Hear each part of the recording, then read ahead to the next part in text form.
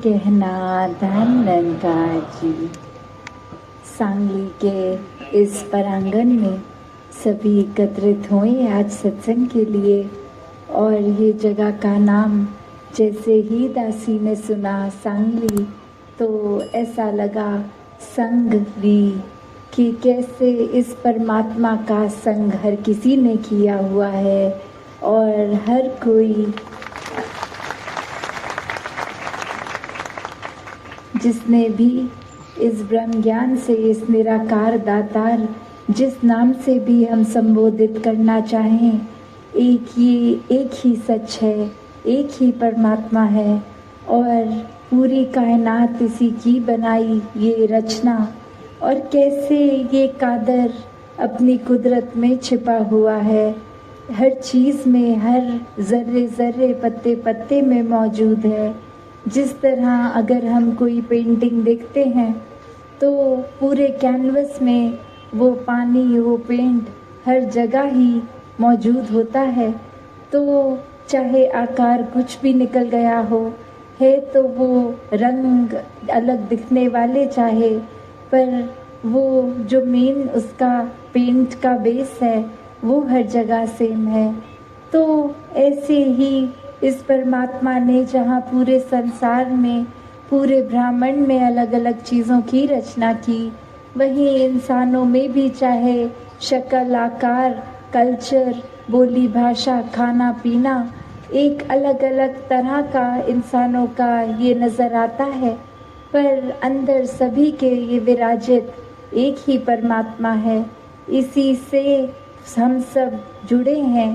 तो बात यही कि भक्तों ने हमेशा से समझाया है कि इस जीवन में ये सांसें जब तक चल रही हैं इस मनुष्य के शरीर में, तो उसी समय इस परमात्मा की प्राप्ति हो सकती है, वरना किसी और योनि में ये संभव नहीं है।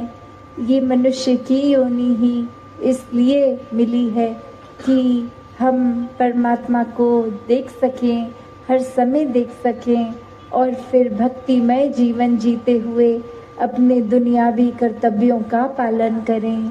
भक्ति का मतलब हरगिज़ ये नहीं है कि इस परमात्मा ने जो रिश्ते नाते दिए हैं, एक हमें रिस्पॉन्सिबिलिटी, काम काज दिया है, उससे मुंह फेर लेना है। नहीं, परमात्मा ने इस दुनिया में रहकर अपनी भी बेहतरी करने के लिए, औरों की सेवा करने के लिए इंसान को बनाया है। तो कैसे एक ब्रह्म ज्ञान की जब बात आती है, तो वही जैसे भक्त हमेशा कहते हैं कि एक अगर कोई चीज़ को किसी को हमने डिस्क्राइब करना हो, जैसे बोलते हैं कि एक चीनी, और जब तक किसी ने वो मुंह में ना डाली तब तक उसको वो पता नहीं, अगर पहली बार ले रहे हैं, कि वो स्वाद कैसा है। चाहे शब्दों में कितना भी समझा लें, वो पूरा एहसास तो जीभ पे लग के ही होता है। और ऐसे ही अगर ब्रह्म ज्ञान प्राप्त कर लिया है या आगे अभी जिज्ञासु अवस्था है, अभी अपनी आत्मा को परमात्मा से मिलाने का सोच ही रहे हैं, तो दोनों ही केस में एक ये बात वैसी कि हमने ये तो अगर नाम ले लिया जाए कि भोजन खाने से पेट भरता है, पर सिर्फ वो नाम तक ही बात ना रहे, वो वाक्य ही भोजन को अपने मुख में डालना होता है पेट भरने के लिए। तो अगर ये पता है एक भोजन परोसा गया है, टेबल पे पड़ा है, ये हमने जान लिया और वो भोजन स्वीकार ना किया, तो भूखे पेट ही रह जाएंगे। उसी तरह इस परमात्मा का नाम तो ले लिया, पर इसको जाना नहीं, इसका एहसास नहीं किया, तो फिर ये जीवन व्यर्थ ही बीत गया। कैसे जीवन में हर किसी के एक, जब से जितना ज़्यादा इस परमात्मा के करीबी हम हो जाते हैं, ये एहसास लेकर और फिर जीवन में इसी एहसास के साथ पल पल रहते हैं, तो ये भक्ति भी हर समय की होती चली जाती है। स्वभाव भी संत प्रवृत्ति वालों का एक शांत, एक प्यार वाला, एक सहनशील, विशाल दिल, अपनत्व का भाव, ऐसे अनेकों गुणों से जिसको मानवीय गुण बोलते हैं, युक्त हो जाते हैं। ये कोई सिखाने की ज़रूरत नहीं पड़ती, ये खुद ब खुद जैसे एक पानी का संग कर लेते हैं तो प्यास बुझ जाती है, वैसे ही एक अगर ब्रह्म ज्ञान लेकर इस परमात्मा को देख लेते हैं तो जीवन भर ये एहसास चलता है। फिर चाहे हम सो रहे हों, उठ रहे हों, ड्राइव कर रहे हों, कार्य कोई अन्य कर रहे हों, ये मन में बसा परमात्मा हमें अंदर से इतना शांत कर देता है, क्योंकि ये परमात्मा स्थिर है, हर जगह है, हमेशा से था, हमेशा रहेगा। और एक संसार में जन्म लेके मनुष्य अगर अपने मन को अस्थिर माया रूप वस्तुओं से, रिश्ते नातों से जोड़ लेता है, तो कहीं ना कहीं जो शरीर कोई रिश्तेदार बन के आए हैं, उन्होंने एक ना एक दिन जाना है। और ऐसे ही कोई अगर आज गाड़ी है, कल वो पुरानी हो जाएगी। हर तरह ये माया का रूप बदलता रहता है।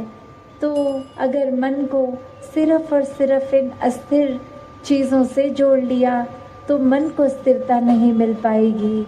मन को स्थिरता तो सिर्फ इस स्थिर परमात्मा से ही जुड़ के मिलेगी।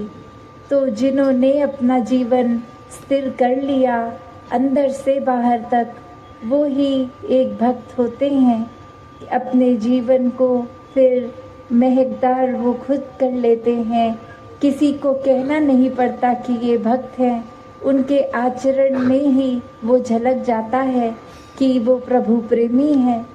तो ऐसे ही अगर हमारे जीवन में कुछ ना कुछ कारण से हम अगर परमात्मा को भूल रहे हैं और वहीं हम जगह दे रहे हैं विकारों को हमारे अंदर आने के लिए, एक स्वभाव सबसे पहले चिड़चिड़ा भी हो जाएगा। एक हम अपने फायदे की ही बस सोच रखकर दूसरे को दबाने में भी, अपने आप को श्रेष्ठ बनाने में ही एक समय निकाल देंगे। एक अन्य जितने भी बुराइयां वो जीवन में आती जाएंगी जब इस परमात्मा को भुला दिया जाता है। तो ऐसे ही एक कहानी कि हम अपने जीवन में किस प्रकार सोचते तो हैं कि हम अभिमानी नहीं हैं, हम में अहंकार नहीं है, पर हमारे छोटे छोटे वो एक्शंस एक बॉडी लैंग्वेज तक में झलक जाता है कि हमारे मन में क्या चल रहा है, कैसी सोच चल रही है। तो इस कहानी में एक शिष्य जाता है। अब वो पहले तो अपने गुरु के पास पूरी जीवन उनकी सेवा करता और फिर एक शहर में जाकर बहुत धन दौलत कमा के बहुत नामदार इंसान बन जाता। उसको पूरी दुनिया एक सेलिब्रिटी की तरह पहचानने लग जाती। तो कैसे वो कुछ सालों बाद वापस अपने गुरु के पास अब आया और एक बहुत ही पैसों से भरी बोरी एक सामने रखी कि वो उस तरह रखते ही वो गुरु ने अपने शिष्य को देखकर कहा कि इतने शोर क्यों मचा रहे हो। और वो शिष्य सोचने लगा कि मैं तो कोई बातचीत भी नहीं कर रहा, मेरे तो इसमें कागज़ रूपी नोट है, कोई एक लोहे रूपी सिक्के भी नहीं कि छनक हुई हो और आवाज़ आई हो, तो शोर किस बात का गुरुजी कह रहे हैं। तो वो आगे से गुरुजी समझाते हैं कि ये दिखावे का शोर, ये अहंकार का शोर, कि मन में तो भाव ये था कि सेवा भाव से नहीं, समर्पित भाव से वो एक धन समर्पित नहीं किया जा रहा था, पर ये दिखाने वाले कि मेरे साथ जो सेवा करते थे वो वहीं के वहीं रह गए हैं। मैंने संसार में कितनी उपलब्धि ले ली है, एक मेरी एक महिमा हो गई है, मैं कोई इम्पोर्टेंस रखता हूँ इस दुनिया में, मुझे पहचानने वाले बहुत हो गए हैं। तो ऐसा भाव वो जब गुरु ने उस लिए ही पहचान लिया क्योंकि एक वो झलक गया मन का भाव। तो कैसे चाहे वो शोर रूप तो आवाज़ नहीं आई, पर फिर भी वो अहंकार का शोर और ऐसे न जाने कितने ही शोर हम इंसान अपने अंदर पाल लेते हैं। हमें पता भी नहीं लगता अक्सर कि हमारा कोई व्यवहार ही किसी और को दिल को एक तड़पा रहा है, हमारा व्यवहार एक किसी और के लिए नुकसानदायक बन रहा है।